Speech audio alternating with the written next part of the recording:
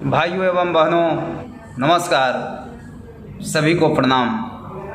अब जो है दशहरा का समय आने वाली है, नवरात्रि का पावन महीना चालू होने वाला है। तो हम आपको आज शारदीय नवरात्रि 2023 के बारे में कुछ बतलाने वाले हैं। तो शारदीय नवरात्रि 2023 में इस बार माँ दुर्गा का वाहक हाथी है। रविवार और सोमवार के दिन जब नवरात्रि प्रारंभ होते हैं तो माँ दुर्गा हाथी पर सवार होकर आती है। माँ का हाथी पर सवार होने का मतलब है सर्वत्र विश्व में सुख और संपन्नता बढ़ेगी।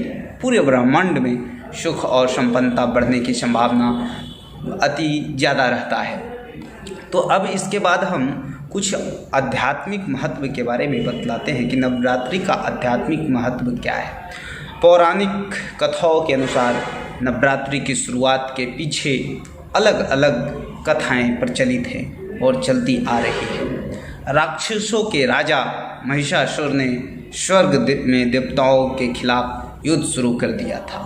उसका मुकाबला करने के लिए शिव, ब्रह्मा और विष्णु का त्रिमूर्ति सहित सभी देवताओं ने अपने दिव्य शक्तियों में शक्ति और शक्ति की माँ को जन्म दिया। इस प्रकार देवी दुर्गा का अवतार हुआ और उन्होंने अपने शक्ति और ज्ञान से महिषासुर के खिलाफ 9 रातों की भयंकर लड़ाई के बाद उसे मार डाला। इस प्रकार विजय का 10वां दिन विजयदशमी के रूप में मनाया जाता है।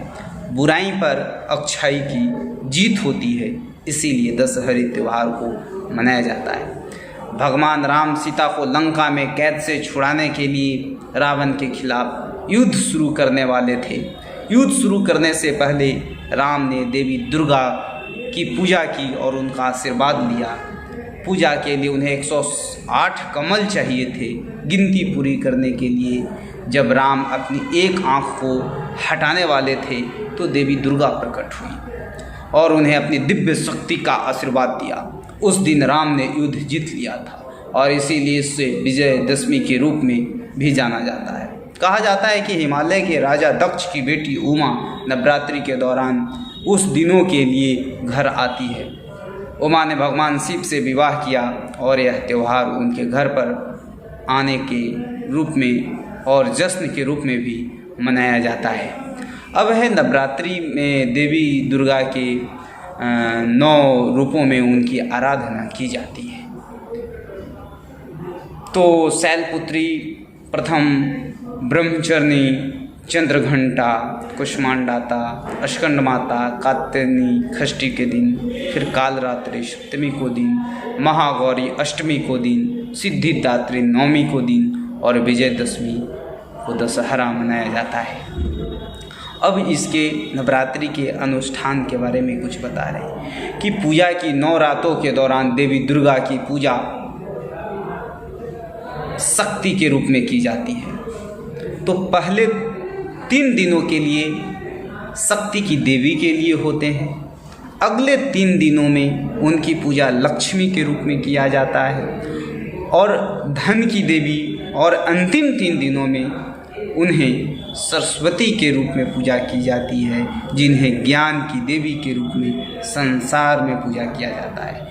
इस अवधि के दौरान भक्त उपवास रखते हैं और आमतौर पर अपने भोजन में अनाज, प्याज, मांस, मदिरा और शराब से परहेज करते हैं। ऐसे भक्तों के लिए व्रत रखने वाले उत्तर भारत में विशेष नवरात्रि भोजन तैयार किए जाते हैं। सभी जगह पूर्ण धूमधाम से इसे मनाया जाता है। तो अब पहले मैं बताता हूँ, प्रथम दिन शैलपुत्री की पूजा की जाती है। शैला का अर्थ है पर्वत और पुत्री का अर्थ है बेटी। तो चूँकि देवी पार्वती पर्वत देवता की पुत्री है, इसीलिए उन्हें इस दिन महत्व दिया जाता है। दूसरे दिन देवी ब्रह्मचर्नी का पूजा होता है। इसे क्रोध को कम करने के लिए किया जाता है, इसीलिए इस दिन देवी को समर्पित है। तीसरे दिन चंद्रघंटा का पूजा किया जाता है। वह दुष्ट राक्षसों से लड़ती है। पूजा के दौरान उसे प्रसन्न करने के लिए चमेली के फूल का चढ़ावा चढ़ाया जाता है। कुष्मांडा माता का पूजा फिर किया जाता है। एक ब्रह्मांड में सभी ऊर्जाओं और गर्मजोशी को फैलाने के लिए की जाती है।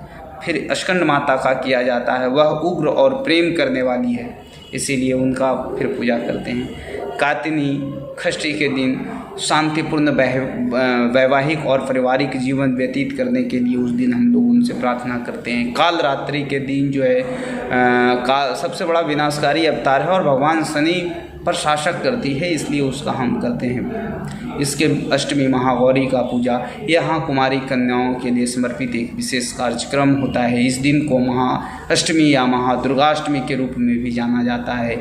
इस दिन को नृत्य मस्ती और प्रार्थना के साथ मनाया जाता है।